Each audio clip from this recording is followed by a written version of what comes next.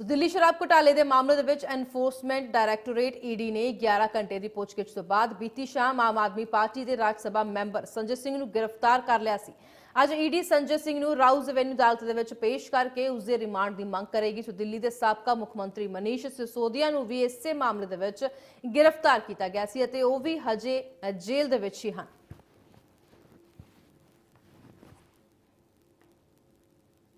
तो 11 घंटे की पुछगिछ तो बाद यह गिरफ्तारी हुई है संजय सिंह की, जो कि तस्वीरें तुहानू दिखा रहे हैं संजय सिंह के घर दियां। जो कि कल ईडी की टीम इत्थे पहुंची सी, लगातार जिहड़ी कि रेड की गई सी, छापेमारी की गई सी, पूरे घर की तलाशी ली गई सी।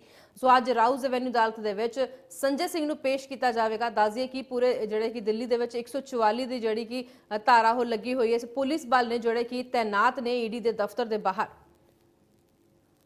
तो संजय सिंह की रिहाई नूं लैके जिहड़ा कि आम आदमी पार्टी के वल्लों जिहड़ा कि प्रदर्शन भी किया जा रहा है।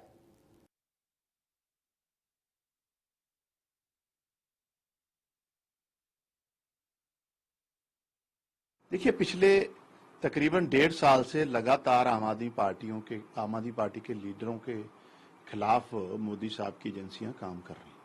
अभी तक तो कुछ इनको मिला नहीं है। संजय सिंह जी बहुत मुखर आवाज थी पार्लियामेंट में, हमेशा उन्होंने देश की सरकार को करप्शन के मुद्दे और तमाम जिस तरीके से क्राइम हो रहा है दलितों के खिलाफ, माइनॉरिटीज के खिलाफ, संजय सिंह जी घेरते रहे हैं। और मुझे लगता है आम आदमी पार्टी से मोदी साहब की पार्टी को और सरकार को डर लगता है। एक एक करके ये आम आदमी पार्टी के लीडरों को झूठे केसों में अंदर लेके जा रहे हैं। अभी तक एक भी एविडेंस इस तरीके का नहीं मिला कि कहीं कोई स्कैम हुआ हो।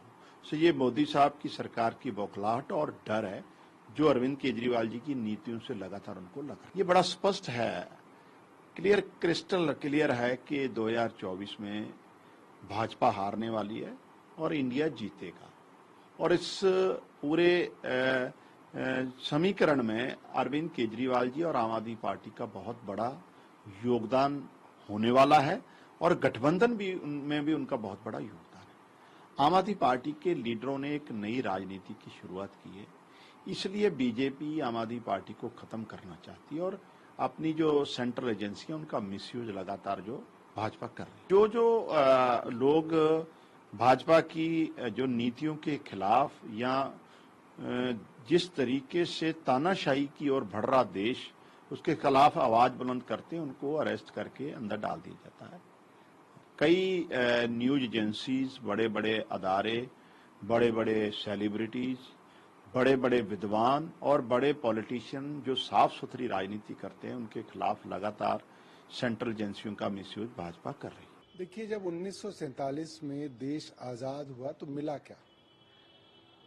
मिली बोलने की आजादी, कि अब जो लोगों की बात खुल के बोलेंगे उनको आप जबरदस्ती झूठे मुकदमों में जेल में नहीं बंद कर सकते। सड़क, पुल, रेल तो अंग्रेज भी बना रहे थे 200 सालों से। ऐसा नहीं है कि अंग्रेजों ने सड़क नहीं बनाई देश में, उन्होंने सड़कें भी बनाई, पुल भी बनाया, रेल भी बनाया, सब कुछ बनाया। मगर देश में आजादी नहीं थी बोलने की। जिसको चाहा उसको जेल में बंद कर दिया, जिसको चाहा उसको फांसी पे लटका दिया। वो आजादी हमें 1947 में मिली। आज देश की वो आजादी खत्म हो रही है। आज देश में गरीबी बढ़ रही है, बेरोजगारी बढ़ रही है, महंगाई बढ़ रही है, लोग परेशान हैं, दुखी हैं, आत्महत्याएं कर रहे हैं। और अगर कोई लोगों की आवाज उठाता है, कौन उठाएगा? विपक्ष उठाएगा, विपक्षी नेता उठाएंगे। अगर अब वो लोगों की आवाज उठा रहे हैं तो अब उनको झूठे मुकदमों में जेल में डाला जा रहा है।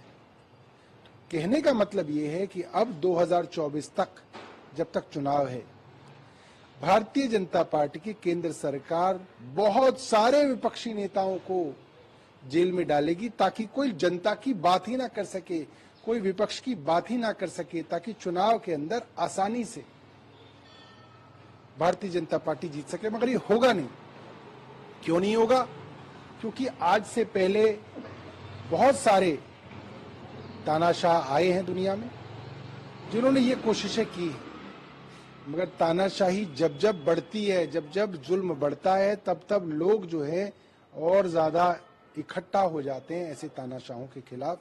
और अब आप देखेंगे केंद्र सरकार के जाने की उल्टी गिनती शुरू हो गई है। जब से संजय सिंह जी ने अदानी के मामले को उठाया, अब अदानी के मामले के अंदर तो साफ साफ रिपोर्ट आई हुई है हिंडनबर्ग की, सुप्रीम कोर्ट उसकी जांच के आदेश दे चुका है, मगर केंद्र सरकार ने कोई जांच नहीं कराई है।